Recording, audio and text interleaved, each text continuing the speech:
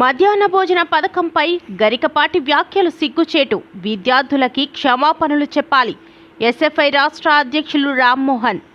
ప్రవచనకుడు గరికపాటి నరసింహారావు పేద పిల్లలకు అందించే మధ్యాహ్న భోజన పథకంపై అహంకారపు అక్కసు వెళ్లగక్కడాన్ని ఖండిస్తూ భారత విద్యార్థి ఫెడరేషన్ ఎస్ఎఫ్ఐ అల్లూరి జిల్లా కమిటీ ఆధ్వర్యంలో పాడేరు జిల్లా కేంద్రంలో గరికపాటి ఫోటోను గుడ్లతో అభిషేకం చేస్తూ నిరసన కార్యక్రమం నిర్వహించారు.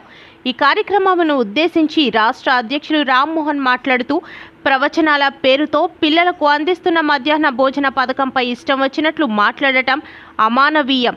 పిల్లలు కేవలం కోడిగుడ్డు కోసమే బడికి వస్తున్నారని, చదువు మిథ్య అయిపోయిందని అనడం పేద విద్యార్థుల ఆత్మగౌరవాన్ని దెబ్బతీయడమే. ఏజెన్సీలో అత్యధిక పేదరికంలో విద్యార్థులు పౌష్టికాహారం అందక వందలాది మంది చనిపోతున్నారన్నారు. ఖాళీగా ఉంటే ప్రవచనాలు చెప్పుకోండి, అంతేగాని విద్యార్థుల తిండి మీద పడకండి అని హెచ్చరించారు. మధ్యాహ్న భోజనం పిల్లలు బడికి వచ్చేందుకు, డ్రాప్అవుట్ తగ్గేందుకు దోహదపడిందని అనేక అంతర్జాతీయ అధ్యయనాలు చెబుతున్నాయి. విద్యార్థులను శోభనం పెళ్లికొడుకుతో పోల్చడం, విద్యార్థి లోకాన్ని కించపరచడం. భారతదేశంలో 84% మంది తల్లులు, పిల్లలు పౌష్టికాహార లోపంతో బాధపడుతున్నారు. కోడిగుడ్డును దానిని గాడిద గుడ్డు అని సంబోధించడం, ఆకలిని కించపరచడం. విద్యార్థులకు భోజనం, పుస్తకాలు, యూనిఫామ్ అందించడం ప్రభుత్వ బాధ్యత. దానిని బిచ్చమని పిలవడం సిగ్గుచేటు. గరికపాటి వ్యాఖ్యలు కనీస విజ్ఞత లేనివి. ఏనాడైనా కార్పొరేట్లకు ఇచ్చే లక్షల కోట్ల రాయితీల గురించి మాట్లాడని గరికపాటు పేద పిల్లలకు అందించే భోజనంపై విషం కక్కటం దుర్మార్గం. గరికపాటి వ్యాఖ్యలు వెంటనే వెనక్కి తీసుకోవాలి. పిల్లలను అవమానించిన గరికపాటి నరసింహారావు క్షమాపణలు చెప్పకపోతే తీవ్ర పరిణామాలు. నా పేరు రామ్మోహన్, ఎస్ఎఫ్ఐ ఆంధ్రప్రదేశ్ రాష్ట్ర అధ్యక్షులు. ఇటీవల గరికపాటి నరసింహారావు గారు విద్యార్థులను ఉద్దేశించి అవాకులు చవాకులు పేలారు.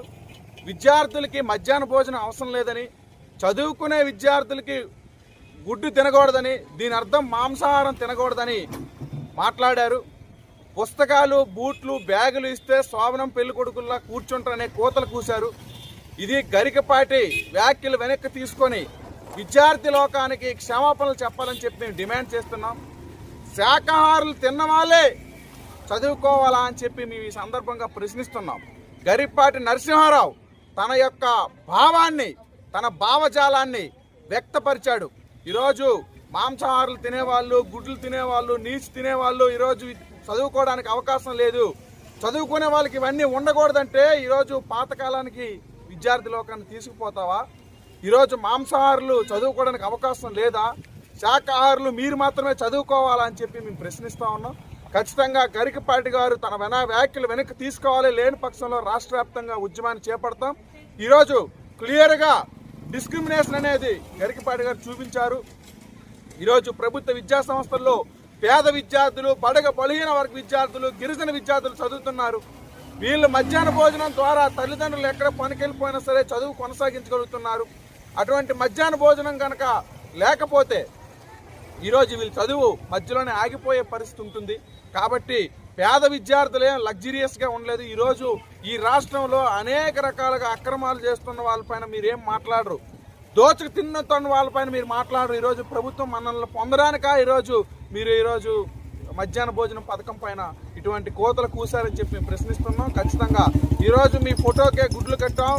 రేపు కనుక మీరు ఈ వెనక్కి తీసుకోకపోతే మీరు ఎక్కడ కనిపిస్తే అక్కడ మీకు గుడ్లతో సమాధానం చెప్తామని చెప్పి ఈ సందర్భంగా హెచ్చరిస్తా ఉన్నాం.